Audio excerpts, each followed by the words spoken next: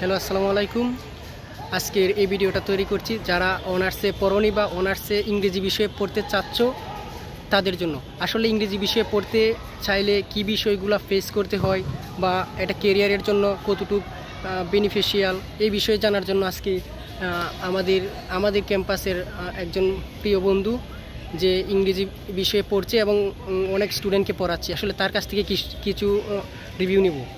বন্ধু, আসলে ইংরেজিতে অনার্স করাটা একজন স্টুডেন্টের ক্ষেত্রে কেমন সিদ্ধান্ত হবে? Assalamu alaikum. Hello everyone, how are you all? Hope you're all fine. I'm also fine with the grace of Almighty Allah. Thank you so much for playing our video. This is Ashraful Islam, the founder and chief instructor of English Express. আপনারা সবাই কেমন আছেন? আশা করি সবাই ভালো আছেন। আমি ভালো আছি আলহামদুলিল্লাহ।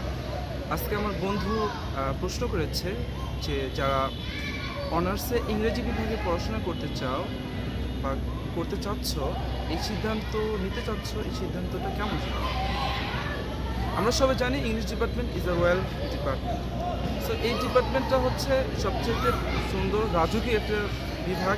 এই বিভাগে যারা পড়বে তারাও মানে রাজার মতো আর কি, রাজার ছেলের মতো। বিভাগটা অনেক ভালো একটা ডিপার্টমেন্ট এবং এই ডিপার্টমেন্টের মধ্যে যে বিষয়গুলো রয়েছে, সাহিত্য যে আছে, কবিতা, উপন্যাস, নাটক বা বিভিন্ন যে বিষয়গুলো আছে, এগুলো খুবই চমৎকার এবং মজার।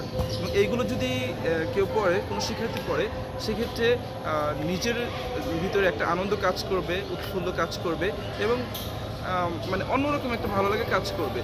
একজন শিক্ষার্থী যদি ম্যাথস পড়ে, সেক্ষেত্রে শুধু ম্যাথ পড়বে, ম্যাথের মধ্যে হ্যাঁ মজা পাওয়া যায়, কিন্তু ইংলিশ ডিপার্টমেন্টের মধ্যে ইংরেজির সাহিত্য, উপন্যাস, কবিতা, নাটকের মধ্যে যে ধরনের মজা পাওয়া যায়, আমার মনে হয় না যে অন্য কোনো ডিপার্টমেন্টের মধ্যে এই ধরনের মজা আছে।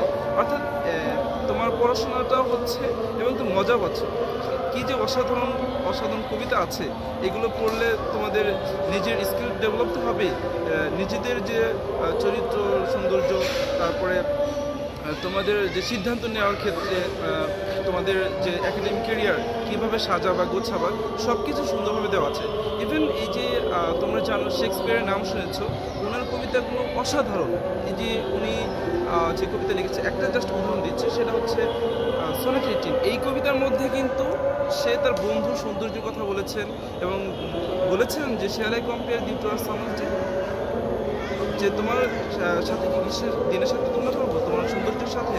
এবং তিনি বলেছেন দাও art more lovely and more temperate, তোমার সৌন্দর্য গ্রীষ্মের দিনের চাইতেও অনেক সুন্দর, মানে ভালো। এখানে এই কথাটাও কবি বলেছেন যে যতদিন পৃথিবীতে মানুষ বেঁচে থাকবে, যতদিন পৃথিবীর মানুষ পড়তে থাকবে, ততদিন মানুষ তোমাকে জানবে এবং জানার মাধ্যমে তুমি বেঁচে থাকবে।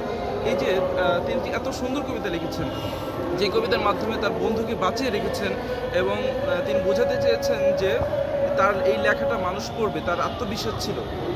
এরকম অনেক কবিতা রয়েছে, এখানে প্রেমেরও কিছু কবিতা আছে। তবে এখানে একটা ধারণা আছে, সবাই মনে করে যে রোমান্টিক এজ এর মধ্যে শুধুমাত্র প্রেম প্রীতির কাহিনী, এটা কিন্তু প্রেম প্রীতির কাহিনী না। এর মধ্যে কিন্তু রোমান্টিকতার বিষয়টা হচ্ছে তাদের প্রেম ছিল বৃক্ষের প্রতি, বিভিন্ন গাছ, বৃক্ষ, লতা পাতা, বিভিন্ন জিনিস দেখতো এবং প্রকৃতি নিয়ে তারা হচ্ছে চর্চা করতো, প্রকৃতি প্রেমী ছিল। মূলত যে মেয়েদের যে প্রেমে পড়া, মেয়েদেরকে নিয়ে যে গবেষণা করে, এটা কিন্তু শুধু ছিল না, এটা একটা পার্ট ছিল, মূলত হচ্ছে প্রকৃতির প্রেমে তারা প্রেমিক ছিল। আচ্ছা, আমি মনে করি ইংরেজি বিভাগে পড়াটা অনেক ভালো একটা সিদ্ধান্ত। আচ্ছা, খুব ওকে, হ্যাঁ বলো। আচ্ছা, অসাধারণ ইন্ট্রোডাকশন দিয়েছে যে ইংলিশ ডিপার্টমেন্টে পড়ার ক্ষেত্রে সিদ্ধান্তটা কেমন হতে পারে। আচ্ছা বন্ধু, তুমি কি এই বিষয়টা এখন কি পড়ার ক্ষেত্রে জানতে পারছো না ভর্তি হওয়ার আগে এই বিষয়টা জানতাম? অ্যাকচুয়ালি ভর্তি হওয়ার আগে এত কিছু জানতাম না, এটাও জানতাম না যে এটা এত মজার। আমি ভাবতাম যে হয়তো গ্রামার বা কোনো কিছু একটা পড়ানো হয়, গ্রামার আলোচনা করা হয়, এখানে মনে হয় অনেক বেশি স্পিকিং প্র্যাকটিস করা হয়, কিন্তু এসে দেখতেছি গ্রামারের কিছুই নেই, মানে গ্রামার আগে যা পড়ছিলাম সব ভুলে গেছি। এখানে সাহিত্য, উপন্যাস, কবিতা এগুলোই পড়ানো হয়। গ্রামারের কিছু পার্ট রয়েছে, গ্রামার জানা অবশ্যই জরুরি, কারণ ফ্রেন্ড রাইটিংয়ের ক্ষেত্রে গ্রামার যে যত পারদর্শী গ্রামার, সে তত সুন্দরভাবে তার লেখাগুলো লিখতে পারে। আচ্ছা, ঠিক আছে। আচ্ছা, এখন এই যে ইংলিশ ডিপার্টমেন্টটা এখন বিভিন্ন চাকরির ক্ষেত্রে, কেরিয়ারের ক্ষেত্রে নিজেকে অগ্রগতি করার ক্ষেত্রে এই ইংলিশ ডিপার্টমেন্টটা কতটুকু ভূমিকা রাখবে হ্যাঁ, অন্যান্য ডিপার্টমেন্টের কম্পেয়ার করলে আর কি? আচ্ছা, আমরা সবাই জানি যারা চাকরি প্রত্যাশী তাদের চাকরি পাওয়ার ক্ষেত্রে বাধা হয়ে দাঁড়ায় হচ্ছে দুইটা সাবজেক্ট, একটা হচ্ছে ইংলিশ এবং ম্যাথ। যারা ইংরেজি বিভাগের শিক্ষার্থী তাদের কিন্তু আলাদাভাবে ইংরেজিটা পড়তে হচ্ছে না, কারণ একাডেমিক যে পড়াশোনা আছে, একাডেমিক পড়াশোনা করার কারণে তারা ইংলিশে অনেক এক্সপার্ট হয়ে যায়। সুতরাং আলাদাভাবে পড়াশোনা শেষে নতুন করে আর ইংরেজি পড়তে হচ্ছে না, শুধু ম্যাথটা একটু দেখতে হচ্ছে আর আদার্স অন্য কিছু দেখতে হচ্ছে। সেজন্য মনে করি অবশ্যই একাডেমিকের ক্ষেত্রে বা কেরিয়ারের ক্ষেত্রে, কেরিয়ার বা জবের জন্য এটা খুবই ভালো সিদ্ধান্ত, এই সাবজেক্ট অনেক ভালো। আচ্ছা, যারা এই ভিডিওটি দেখতেছো তারা অবশ্যই বুঝতেই পারছো যে ইংলিশ ডিপার্টমেন্ট শুধু একটা ডিপার্টমেন্ট, এইখানে পড়ার ক্ষেত্রে চাকরির ক্ষেত্রে অনেক অনেক যে বড় একটা অনার্স পাস করার পর স্টুডেন্টরা চাকরির ক্ষেত্রে যে বড় একটা প্রবলেম ফেস করে ইংরেজির ক্ষেত্রে, আমাদের কিন্তু সেটা মোটামুটি অনেকটাই ক্লিয়ার হয়ে যায়।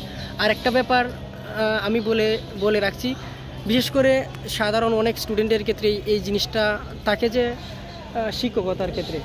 আর এটা জেনে রাখা ভালো যে ইংলিশ ডিপার্টমেন্টে থেকে অন্যান্য ডিপার্টমেন্টের তুলনায় সবচেয়ে বেশি, এটা কিন্তু কম্পেয়ার করা যায় না যে ইংলিশ ডিপার্টমেন্টের স্টুডেন্টরাই শুধু ইংলিশ ডিপার্টমেন্টের বা ইংরেজি বিষয়ে পড়ানোর জন্য শুধুমাত্র সাজেস্টেড হয়। যার জন্য এইখানে একটা বড়, এটা আরও যারা বিষয়টা বিস্তারিত জানে তারা হয়তো বুঝতে পারবে যে এটা কতটা একটা বেনিফিশিয়াল ইংলিশ ডিপার্টমেন্টের স্টুডেন্টদের ক্ষেত্রে।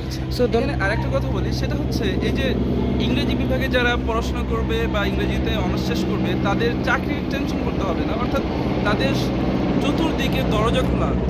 তো আমার আজকে একটা কথা মনে পড়ছে, আমরা যখন ফার্স্ট ইয়ারের ওরিয়েন্টেশন ক্লাসে এসেছিলাম তখন একজন প্রিন্সিপাল ছিল বাংলা কলেজের, ওনার নাম ছিল জাহাঙ্গীর।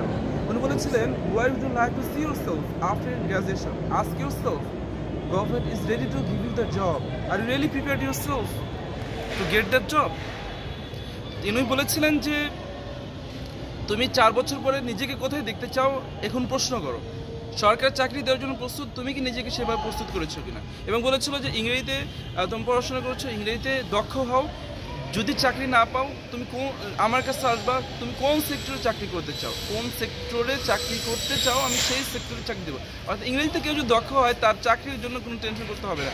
সাংবাদিকতা বলো, সেক্ষেত্রে ইংরেজি প্রাধান্য রয়েছে, ব্যাংকিং সেক্টর বলো, ইংরেজি প্রাধান্য রয়েছে, যে কোনো অফিস আদালত বা এই যে ট্যুরিস্ট বা যেটাই বলো না কেন, বা বাহিরে যাওয়ার ক্ষেত্রে তুমি যদি ইংলিশে অনার্স করো, ইংলিশে যদি দক্ষ হও, মানে সব দিক থেকে তোমার ক্যারিয়ারের জন্য অনেকটা হেল্পফুল হবে। ওকে, ধন্যবাদ। আসলে ভিডিও করতে করতে আমরা ছিলাম দিনের আলোতে, এখন অন্ধকার হয়ে যাচ্ছে। আচ্ছা, চলেন, ধন্যবাদ। ঠিক আছে, thank you watching for this video.